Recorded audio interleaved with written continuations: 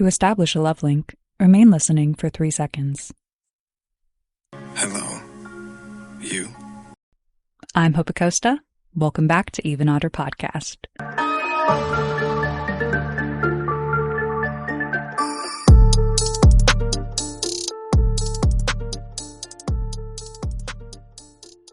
Companion tells the story of Iris and her boyfriend Josh, a seemingly perfect couple who have decided to join their friends for a weekend getaway to a secluded cabin. As they settle into their retreat, things take a horrific turn when Iris kills one of the other guests in self-defense. When she wakes up tied to a chair, Josh reveals a truth she never suspected. Iris isn't a human. She's an advanced robotic partner, designed by empathics and controlled by an app on Josh's phone. As Iris processes this revelation, she seizes an opportunity to escape. But her fight for survival takes a terrifying turn when she learns the full extent of Josh's manipulation. With her intelligence and autonomy hanging in the balance, Iris must outmaneuver those who see her as nothing more than a tool, and fight for the right to define who she really is. But even as Iris takes control of her fate, there are some questions that linger. How many others like her are out there? And how many still believe that they're real? There are so many good things to say about Companion. It's an amazing directorial debut with a great cast, incredible performances, clever dialogue, and plenty of thought-provoking dilemmas. But before I get into what makes it great, let's troubleshoot some of the issues. Don't make me laugh. I actually really liked the first trailer I saw for Companion. I was anxious for more Sophie Thatcher, and it seemed like a perfect fit for February. The thing is, it was always clear to me that Sophie Thatcher's character, Iris, was a robot. I think when I saw her put her hand on the flame in the trailer, followed by the title Companion, I was just kind of like, well, she's a robot. Wonder what's going to happen there. Don't blame me. I'm an interpreter. And since that first trailer references the involvement of the quote-unquote unhinged creators of Barbarian, you would think they would have taken a page out of their book and left audiences with way less information.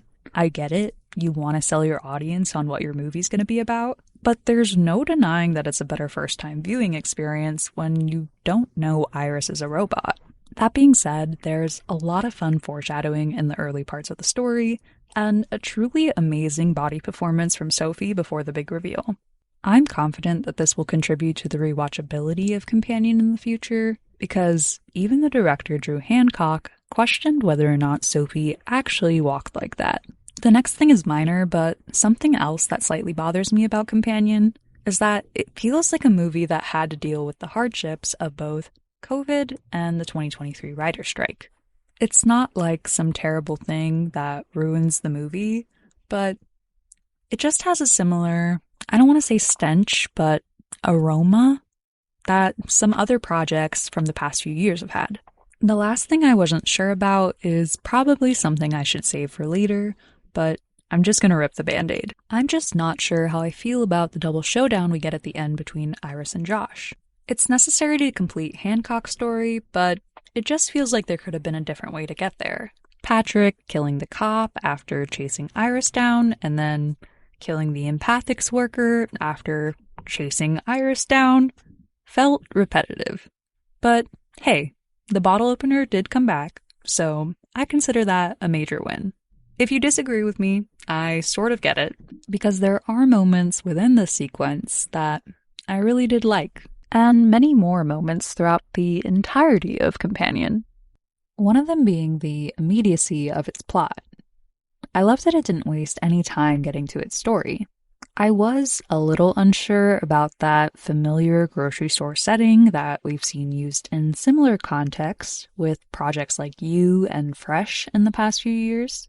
But considering that the scene is later revealed to be picked from a lineup of generic meet-cutes, I appreciate its kind of on-the-nose commentary of overused tropes. The devil is truly in the details of Companion. The film cleverly builds suspense and drives the story forward through subtle clues. Iris's polite interactions with Josh's car, dialogue hinting at her specific model, Kat's feelings of subservience and replaceability, and the more overt signs of Iris's programmed behavior, like always knowing the weather and falling asleep on command, are all well-crafted details that let the audience know there's more to come. Sergei and Iris's confrontation is probably one of the scarier things to happen in the movie. And even though Iris does everything within her programmed capabilities to avoid the situation, she's still subject to it, still just forced to sit down for the sake of politeness. It's unsettling from the moment Iris sits down to the moment she kills Sergei in self-defense. I do wonder if her aggression levels were turned up to 100% the whole time, why she wouldn't have just been more adamant about leaving when she initially tried to. Because it's not like Iris is some superhuman with superhuman strength. She even seems a bit hesitant to stab Sergei when she's literally facing assault.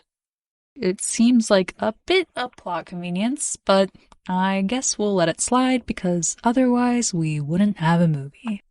And I can't be too mad because the sequence following Sergei's death includes some of my favorite scenes throughout the entire movie. The visual of Iris walking in, blood-soaked, in such a panicked state, still so truly unaware of her predicament, is effortlessly executed by Sophie Thatcher. This is also the moment that confirms Iris is a robot, and even if you were already in on that twist, it's still a fun reveal of Josh and Kat's more nefarious actions. Their plot to steal Sergei's money is a bit weaker for me, but in 2025, their struggles and desperation resonate hard. I love the parts of the story that focus on Eli and Patrick. Patrick's reveal was a huge shock for me and the rest of my theater. Looking back, I feel like I can see the clues leading up to it, like how Patrick naturally took on all the cooking and the cleaning. Iris waking up is one of the best moments of Sophie Thatcher's career so far. The way she's able to resume the same hysteria she left in without skipping a beat is true art. The sequence of her realization is haunting, and in turn, Josh telling her the truth of how they actually met is genuinely hilarious. This moment also offers a kind of introspective challenge to audiences and their own ethics. As we see how generic Josh's experience of receiving Iris is, however perfectly complemented by the Goo Goo Dolls it is, viewers are forced to consider whose life holds more value. Josh, an egotistical jerk, but a human? Or Iris, a programmed artificial being whose memories were uploaded just a few weeks ago? I don't know, sir. Moving on, I love how the woods are used in Companion. Iris's trek is very determined, and Sophie's almost mechanical run is the perfect detail. This is also the first moment Iris gains some control of herself, and I appreciate that it isn't, too much. So often in movies or TV shows that have these robotic AI companions, when the AI starts to gain some autonomy, they're immediately villainized or turned into these deceptive killing machines. This never happens with Iris, as her capabilities are clearly defined to the audience, and she continues to operate within those parameters until she's fully jailbroken later on. For instance, I love Iris's practical contemplation over her multiple escape routes. The callback to Josh's car is definitely the best one. Lucas Gage and Harvey Gillen's characters Eli and Patrick continue to add to the sequence as well, reinforcing the film's humor and heart. The revelation that Patrick knows he's a robot and doesn't care, sure that he and Eli love each other anyways, allows the movie to really dive into the different types of attachments people have to their companions. The latter half of the movie finishes well, but I definitely have some mixed feelings about it. I like that Iris almost gets away with Josh's car, and that she finds the best loophole for lying to Deputy Hendricks, but at the same time, and I'm not sure if I'm remembering this correctly, but I just can't believe that after Eli's phone call to the police, they would only send this one cop to check out Sergei's. This scene also starts one of my earlier complaints with the double showdown between Iris and Josh. Both scenes are just executed in way too similar of ways. Enough so that I'm going to tell you the premise of both of these scenes very simply, very quickly. Iris gets away, but as another party interferes with Josh's innocence and plans, Patrick hunts them down to kill them and restrain Iris. These moments play out almost back to back, and I just wish they would have found a way to do it differently. The decision to end with the second confrontation really does frustrate me. It just feels so rushed compared to the first. The first confrontation just plays really well to both of the actors' strengths. Like, Jack Quaid gets to shine in all of his creepy glory, and Sophie Thatcher is so emotionally captivating. I don't know the validity of this, but Drew Hancock claims that Sophie can cry on command and pick which eye it comes out of. If that's true, that's incredible, and makes her composure during the scene all the more impressive.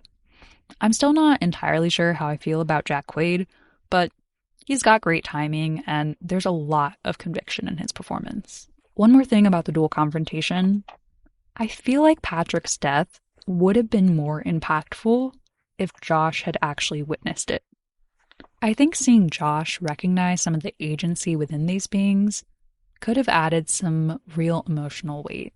Still, I do like the ending of Companion. I don't know about the visuals on the robot hand, and they made Sophie Thatcher look way too different in that other car, but I liked it.